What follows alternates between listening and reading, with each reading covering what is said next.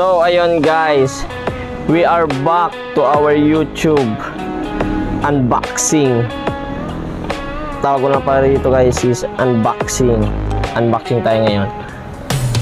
So yung mga nakaraan guys is ang binag natin yung tripod na gamit natin ngayon at yung phone stand na kahit may gaka is magagamit mo siya.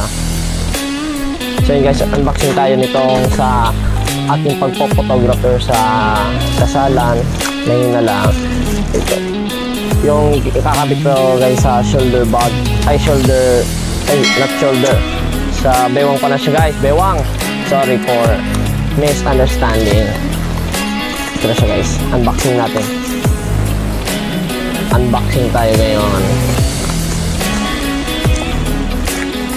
Scissor. Kamay na lang natin siya guys.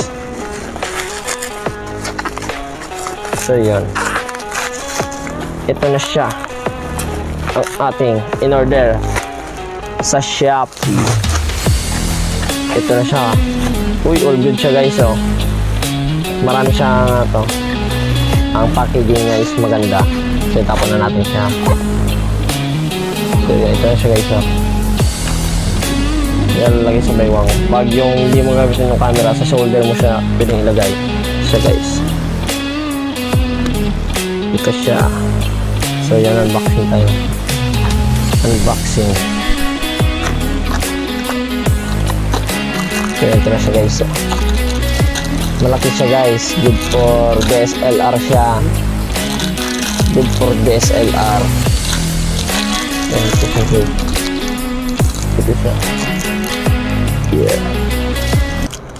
Binili ko lang siya sa Shopee. So guys, ito guys is hard plastic and aluminum. Steel siguro. Ay, yung aluminum. So yun guys, para siya gamitin guys is ito. Ito siya, pang lock siya sa pag nalagay mo yung DSLR. Ito siya guys, yung nasa loob. Kung nakikita nyo.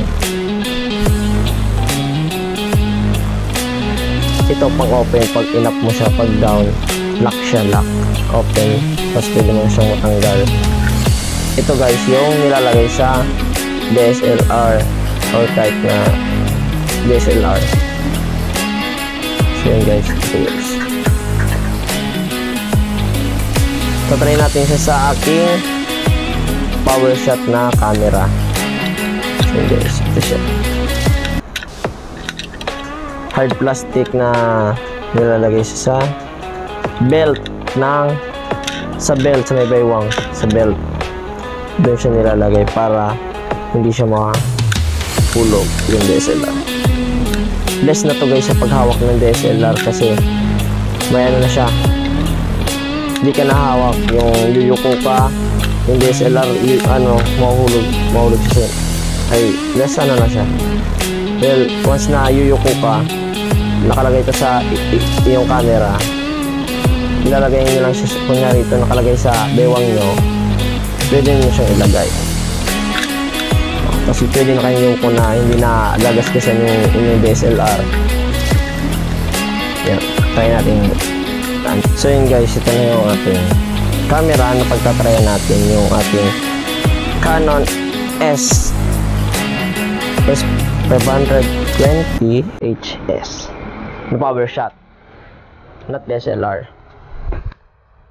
So yun guys, ito siya guys. Lalagay natin siya sa ilalim ng camera. Ito guys, sa may ilalim. Tapos ito guys, panghigpit. Yun. Ops, kaya igpit na siya at ganito siya guys. Para siya gamitin. Kita nyo.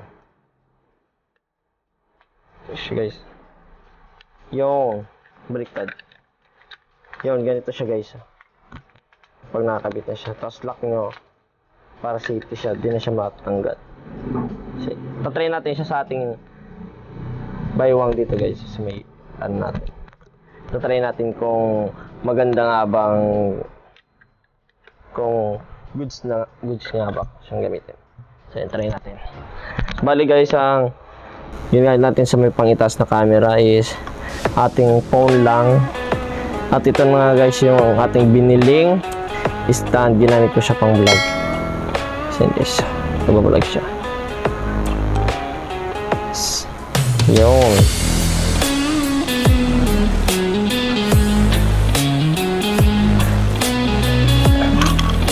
Sorry. Yan guys. Yung ito naman ang ating gamit. Naka-tripod tayo guys. May mic tayo sa ating. So yan. Yun. Pakita ko na sa inyo kung paano